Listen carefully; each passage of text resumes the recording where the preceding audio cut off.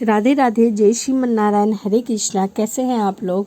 आशा करती हूँ कि बाके बिहारी जी की कृपा आप सभी पर बनी रहे। और आज हम सुनेंगे कि समय से पहले और भाग्य से ज़्यादा न किसी को मिला है और न मिलेगा। इसी के ऊपर आज मैं आपके लिए एक कहानी लेकर आई हूँ। तो चलिए मन में भगवान बिहारी जी का ध्यान करते हुए कहानी को शुरू करते हैं। एक राजा थे, वह बहुत धर्मात्मा और न्यायकारी थे और परमेश्वर के भक्त थे। उन्होंने ठाकुर जी का मंदिर बनवाया और उसमें एक ब्राह्मण को पुजारी के लिए नियुक्त कर दिया। वह ब्राह्मण बड़ा सदाचारी था और बहुत ही संतोषी था। वह राजा से कभी भी कोई याचना नहीं करता था, यहाँ तक कि उनसे कुछ भी नहीं मांगता था। राजा भी उसके स्वभाव पर बहुत प्रसन्न थे। उसने राजा के मंदिर में पूजा करते हुए 20 वर्ष गुजर गए थे। उसने कभी भी राजा से किसी प्रकार का कोई प्रश्न नहीं किया। राजा के यहाँ एक लड़का पैदा हुआ। बहुत ही समय बाद राजा ने उसे बहुत पढ़ा लिखा कर विद्वान बनाया और एक बड़ा होने पर उसकी शादी करा दी एक सुंदर राजकन्या के साथ।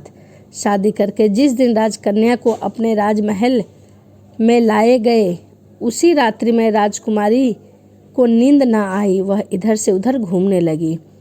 जब अपने पति को पलंग के पास आई तो क्या देखती है कि हीरे जवाहरात जड़ित मुंडे वाली एक तलवार पड़ी है। जब उस राजकन्या ने उसे देखने के लिए तलवार मयान से बाहर निकाली, तब वह तीक्ष्ण धार वाली बिजली के समान प्रकाश वाली तलवार देखकर वह डर गई और डर के मारे उसके हाथ से वह तलवार गिर पड़ी, जिससे राजकुमार की गर्दन पर जा गिरी और राजकुमार का सिर कट गया। वह मर गया। राजकन्या पति के मरने का बहुत शोक करने लगी। उसने परमेश्वर से प्रार्थना की कि हे प्रभु, मुझसे अचानक यह पाप कैसे हो गया। पति की मृत्यु मेरे हाथों हो गई है, आप तो जानते हो, परंतु सभा में मैं सत्य न कहूँगी, क्योंकि इससे मेरे माता पिता सास ससुर को कलंक लगेगा तथा इस बात पर कोई भी विश्वास नहीं करेगा। प्रातःकाल मैं जब पुजारी कुएं पर स्नान करने आया तो राजकन्या ने उसको देखकर विलाप करना शुरू कर दिया। इस प्रकार कहने लगी कि मेरे पति को कोई मार गया। लोग इकट्ठे हो गए और राजा साहब आकर पूछने लगे कि तुम्हारे पति को किसने मारा है। वह कहने लगी कि मैं जानती तो नहीं हूँ कि कौन है, परंतु उसे ठाकुर जी के मंदिर में जाते देखा था। राजा समेत सब लोग ठाकुर जी के मंदिर में आए तो ब्राह्मण को पूजा करते हुए देखा। उन्होंने उसको पकड़ लिया और पूछा कि तूने राजकुमार को क्यों मारा है। ब्राह्मण ने कहा, मैंने राजकुमार को नहीं मारा, मैंने तो उसका राजमहल भी नहीं देखा। इसमें ईश्वर साक्षी है, बिना देखे किसी पर अपराध का दोष लगाना ठीक नहीं है। ब्राह्मण की तो कोई भी बात किसी ने भी नहीं मानी और ना ही सुनी। ब्राह्मण ने बार बार याचना की, परंतु उसकी बातें किसी ने नहीं सुनी। राजा के दिल में बार बार विचार आता कि यह ब्राह्मण निर्दोष है, परंतु बहुतों के कहने पर राजा ने ब्राह्मण से कहा, मैं तुम्हें प्राण दंड तो नहीं देता हूँ, लेकिन जिस हाथ से तुमने मेरे पुत्र को तलवार से मारा है, मैं वह हाथ काटने का आदेश देता हूँ। ऐसा कहकर राजा ने उसका हाथ कटवा दिया। इस पर ब्राह्मण बड़ा दुखी हुआ और राजा को अधर्मी जानकर उसके देश को छोड़कर वहाँ से चला गया। वह खोज करने लगा कि कोई ऐसा विद्वान ज्योतिष मिले जो कि मुझे बता सके कि मेरे किस अपराध के कारण मेरे हाथ कटे हैं। इसी इंतजार में वह इधर से उधर भटकने लगा ताकि कोई भी ज्योतिष ऐसा मिले। किसी ने फिर उसे बताया कि काशी में एक विद्वान ज्योतिष रहते हैं। तब वह उनके घर पर पहुंचा। ज्योतिषी कहीं बाहर गए थे। उसने उनकी धर्मपत्नी से पूछा, माता जी, आपके पति ज्योतिषी जी महाराज कहाँ गए हैं।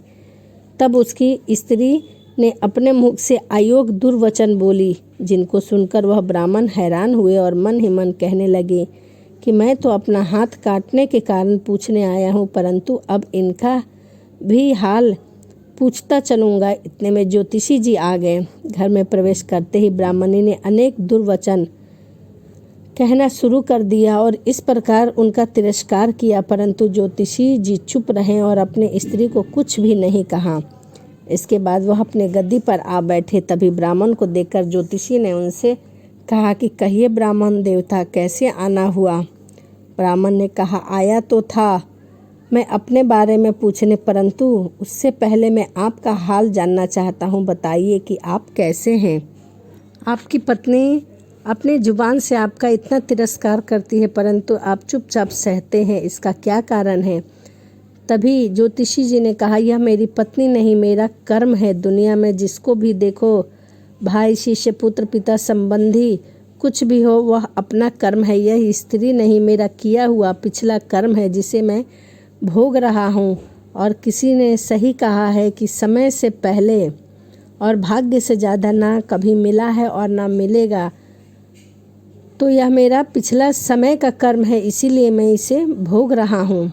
जिसका जैसा कर्म होता है उसे भोगना ही पड़ता है। बिना भोगे तो सैकड़ों करोड़ों कल्पों से गुजरने पर भी कर्म नहीं टाला जा सकता। आगे इस कर्म का फल कैसे भोगा जाना चाहिए? महाराज, आपने क्या कर्म किया था?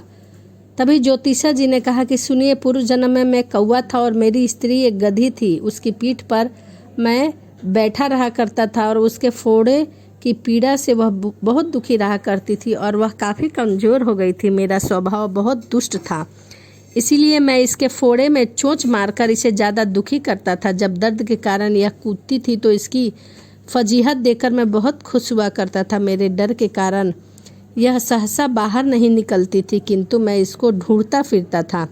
यह जहाँ मिले मैं इसे दुखी करता रहता था। आखिर मेरे द्वारा बहुत सताने जाने पर यह त्रस्त होकर एक गांव में 10-12 मील दूर जंगल में चली गई। वहाँ गंगा जी के किनारे संघन वन में हरा हरा घास खाकर और मेरी चोटों से बचकर सुखपूर्वक रहने लगी। लेकिन मैं इसके बिना नहीं रह सकता था, इसीलिए मैं इसको ढूंढते ढूंढते उसी वन में जा पहुंचा और वहां इसे देखते ही मैंने इसकी पीठ पर जोर जोर से फिर चोंच मारना शुरू कर दिया। मेरी चोंच इसकी हड्डियों में चुभ गई। इस पर इसके अनेक प्रयास किए, फिर भी चोंच न छूटी। मैंने भी चोंच निकालने का बहुत प्रयत्न किया, परंतु चोंच न निकली। पानी के भय से ही यह दुष्ट मुझे छोड़ेगा, ऐसा सोचकर वह गंगा जी में प्रवेश कर गई, परंतु वहाँ भी मैंने अपनी चोंच निकाल ना पाई। आखिर मैं यह बड़े प्रवाह में प्रवेश कर गई। गंगा का प्रवाह तेज होने के कारण हम दोनों बह गए और बीच नदी में जाकर मर गए। तब गंगा जी के प्रभाव से यह ब्राह्मणी बनी और मैं बड़ा भारी ज्योतिषा बना। अब वह मेरी स्त्री हुई जो मेरे मरण प्रयत्न अपने मुख से गाली निकालकर मुझे दुख देती है और मैं अपने पूर्व कर्मों का फल समझकर सहन कर लेता हूँ और इसका दोष भी नहीं मानता, क्योंकि यह मेरे किए गए कर्मों का ही फल है। इसीलिए मैं शांत रहता हूँ। अब अपना प्रश्न पूछो ब्राह्मण। मैं अपना सब समाचार आपको सुना चुका हूँ। अधर्मी पापी राजा ने मुझ पर अपराध करके मेरे हाथों को क्यों कटवा दिया? तभी ज्योतिषी जी ने, राजा ने अपना हाथ नहीं कटवाया, आपके कर्म ने ही आपका हाथ कटवाया है। किस प्रकार का कर्म? तभी ज्योतिषी जी ने कहा, पूर्व जन्म में एक तपस्वी थे और राज कन्या गौ थी तथा राजकुमार कसाई था। वह कसाई जब गौ को मारने लगा तब गौ बेचारी जान बचाकर आपके सामने से जंगल में भाग गई। पीछे से कसाई आया और आपसे पूछा कि उधर कोई गाय तो नहीं गई। अपने प्रण कर रखा था कि झूठ नहीं बोलूँगा, अतः जिस तरफ गाय गई थी उस तरफ आपने अपने हाथों से इशारा कर दिया तो उस कसाई ने जाकर गौ को मार डाला। गंगा के किनारे वह उसकी चमड़ी निकाल रहा था, इतने में ही उस जंगल में शेर आ गया और गौ एवं कसाई दोनों को खा गया। गंगा जी के किनारे ही उनकी हड्डियां पड़ी थी, जिसमें बह गई। गंगा जी के प्रताप से कसाई को राजकुमार और गौ को राजकन्या का जन्म मिला एवं पूर्व जन्म में किए हुए उस कर्म में एक रात्रि के लिए उन दोनों को इकट्ठा किया था, क्योंकि कसाई ने गौ को हंसिए से मारा था। इसी कारण राजकन्या के हाथों से तलवार गिरने से राजकुमार का सिर कट गया और वह मर गया।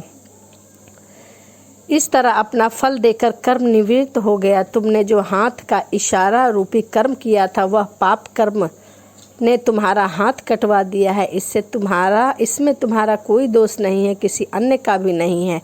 ऐसा निश्चय कर सुखपूर्वक रहो। कितना सहज है ज्ञान संयुक्त जीवन। यदि हम कर्म सिद्धांतों को मान ले और जान ले तो पूर्वकृत घोर से घोर कर्म का फल भोगते हुए भी हम दुखी नहीं होंगे, बल्कि अपने चित्त की समता बनाए रखने में सफल होंगे। भगवान श्री कृष्ण इस सम्मोत के अभाव को ही सम्मोत योग संबोधित करते हैं, जिसमें दृढ़ स्थिति प्राप्त होने पर मनुष्य अपने कर्म बंध से मुक्त हो जाता है। तो यह वीडियो कैसी लगी आपको कमेंट के माध्यम से ज़रूर बताइएगा। और चलिए इसी के साथ वीडियो को समाप्त करते हैं और मिलते हैं अगली वीडियो में। यदि आप मेरे चैनल पर नए हैं तो प्लीज़ चैनल को सब्सक्राइब, लाइक, कमेंट, शेयर ज़रूर करिए, ताकि धार्मिक वीडियो आप तक पहुंचती रहें और आप कथा को सुनकर आनंद लेते रहें। तो चलिए इसी के साथ वीडियो को समाप्त करते हैं और मिलते हैं अगली वीडियो में। राधे राधे, जय श्रीमन नारायण, हरे कृष्णा।